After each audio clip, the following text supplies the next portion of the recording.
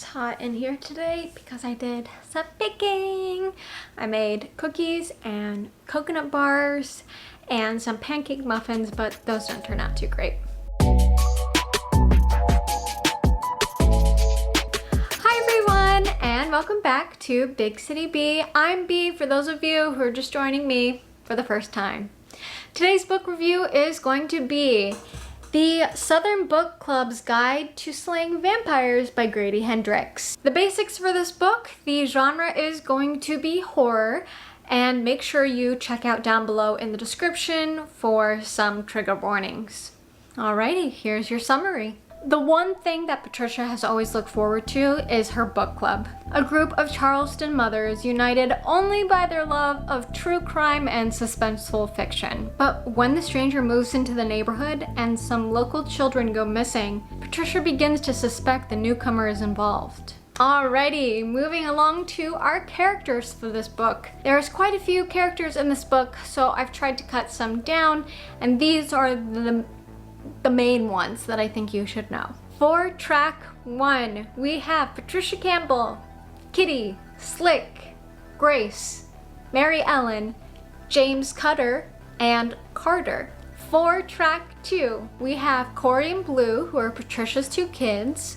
Then we have Ursula Green, who is a cleaner and caretaker for the Campbells as well as Grace, and lives just outside their community. And lastly, Miss Mary, who is Carter's mother and Patricia's mother-in-law, who has some dementia issues. Jumping into what I liked about this book, the first thing that I liked about the book was the new interpretation of a vampire. I'm not going to give away any spoilers quite yet in the review. I may later on, but I will say that the vampire is a reimagining of the classic and definitely a little on the peculiar side of the spectrum. The second thing that I liked about this book was the true crime aspect of just the book club in general and how these women become so obsessed with reading about true crime. I have a couple friends who are quite obsessed with true crime, watching true crime documentaries on Netflix or true crime TV series or reading true crime books and just listening to true crime podcasts. I personally am not that invested in true crime. I think every once in a while it's interesting to read about, but man, there are people where they can just get addicted to true crime. So these ladies being so into true crime wasn't that far off for me, and I found it a little enjoyable that was their little bit of excitement in their lives. The third thing that I liked about this book was the interweaving of horror aspects. Yes, we do have a vampire-like creature, and then we also have some distressing rodent scenes and just other kind of gruesome or gory scenes within this book. But the real horror that was scaring me was the real life horror. The misogyny, the racism, the socioeconomic differences that we see between the two communities. The one where the four ladies, Patricia, Slick, Kitty, Mary Ellen, I guess 5, Grace, live, versus where Ursula Green and her community lives. And it's despairing and scary, and it's scary that these things are prevalent in real life. They're not made up things within this book. They're real. That's real life. So I thought that interweaving of both the classic horror elements and the real life horror elements was artfully done. Moving into things that I didn't like about this book. The first thing that I didn't like, and I didn't like it so strongly, was the misogyny that was everywhere in this book, and it made me so freaking frustrated because this book takes place in the late 80s, early 90s, and yet it was like these women were living in the 1950s and earlier, where the husband has the final say, he's the head of the household, women should just be quiet unless they're talked to. It made me so angry. I had to stop and put down this book multiple times just because the men were written so well in such that disgusting way.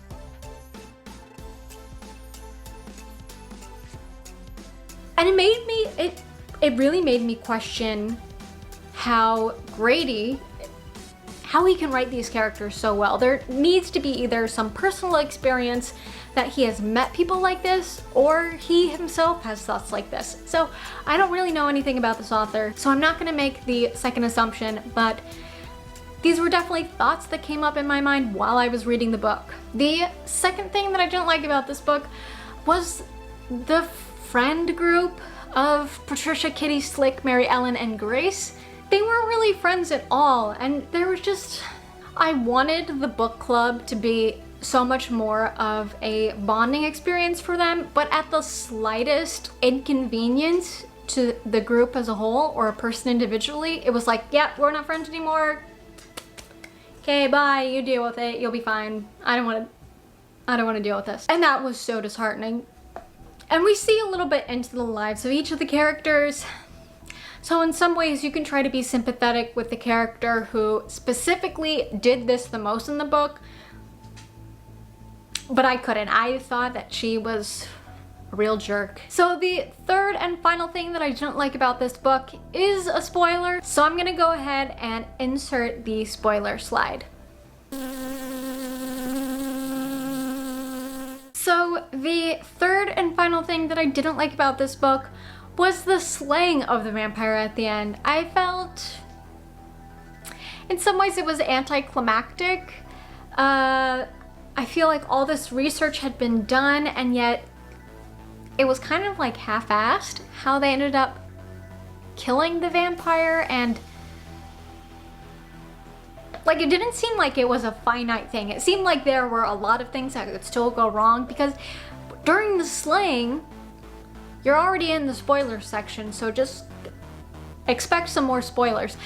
In the slaying section, we find that he can regenerate, so when they just cut his body apart and throw it in some bags in 2 separate graves, I'm like, what if this just regenerates into 2 different vampires? This was not well thought out. Why didn't we think about this more? And someone in Goodreads said, why didn't they pour cement over the body parts and call it a day? And I was like, yeah, like that would just been an extra layer, like anything. Like I feel like this is very open-ended and could definitely go very wrong still. Let's go on over to our Goodreads takes.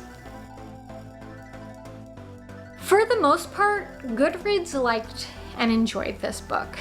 So I have a sampling of some good, bad, and just a review that kind of made me understand a little bit more of maybe Grady Hendrix style. So Goodreads take number 1 is going to be a positive. So this one liked the shining resilience and underestimated power of the common housewife. I didn't really see this in the book. For the most part, the women were by and large controlled by their husbands or the men in their life. And maybe we can say that the ending was the strength of the common housewife, but I don't think it was all of them. I think it was really Patricia who was driving everything, because everyone else was ready to just let this all go when their husbands got involved. The second Goodreads take is from someone who did not like this book at all. They gave it a 1-star rating. So this person pointed out that the way that the women are portrayed, as well as the black characters in the book, is not done in the best light and are often pushed to the side. For the women, I definitely agree with the very, very strong misogynistic tones within this book, and this person also said that saying that that's sexist one time in the book doesn't mean it's a feminist book, and I also agree with that. But I think it's really the black characters that got pushed to the side. So the reviewer pointed out that the black characters don't have a strong voice in this book, and that it's more of that white savior mentality, and the black characters only exist to be killed. Which I understand where they're going, and this reviewer was also white and male, and I am also white and a woman, but I feel like I can't accurately speak to that, but the way that the Black characters were portrayed in this book didn't make me feel great, and I felt a little uncomfortable with it, and it did seem that they were pushed more to the sideline. And I know Miss Green does come in the later half of the book and helps, but I just felt uneasy about it. I agree with this reviewer in that sense. It didn't really seem right the way that the Black characters were written in this book. Moving on to the third and last Goodreads take. This person really wrote their review mainly on Grady Hendrix's writing in general. So this gave me a little bit more insight into Grady's writing. So what this person said was that Grady writes these zany, hilarious sounding premises, but then the book itself is a lot drier in humor and focuses more on everyday life, horrors, as I said before, and only sprinkles the classic horror elements throughout the book. This book still kind of throws me off, and I don't really get it, so I think I'd have to read more of Grady Hendrix's books to really understand what his writing style is and to try to make sense of what he's actually going for within his books. Let's move on to the quote section for this book. The first quote for this book: "He thinks we're what we look like on the outside. Nice Southern ladies. Well, let me tell you something. There is nothing nice about Southern ladies." I like the duality of this because we often do associate the South with being super polite and hospitable and just nice, friendly people, but I'm sure like all of us, they got that edge underneath. The second quote: "A reader lives many lives. The person who doesn't read lives but one." And even though this is coming from the character I hate the most, I like this quote because it's true. When you're reading a book, you're living the life of a totally different person. You're in a totally different world, and I just feel bad for the people who don't read because they don't get to experience that in the same way, because the whole world building comes in your head and it's not made for you by someone else. I know that's a point of contention for a lot of people, especially people in my life. Quote number 3. One thing she learned about men: they like to talk. Any woman who's been on a date knows at least one man who loves to talk. Won't let you in on any part of the conversation, only talks about themselves, will kind of throw out a question every once in a while to ask about you, but then completely runs over you and will continue to talk about themselves.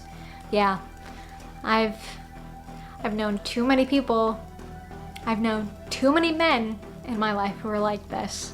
Lastly, would I recommend this book? Gosh, I don't know. I really don't know if I would recommend this book.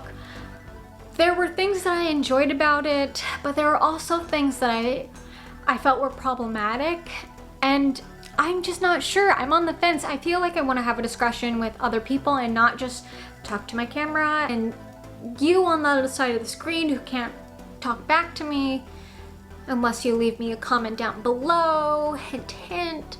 So yeah, I'm gonna leave it at that. I'm gonna leave it at this book I'm not sure I would recommend.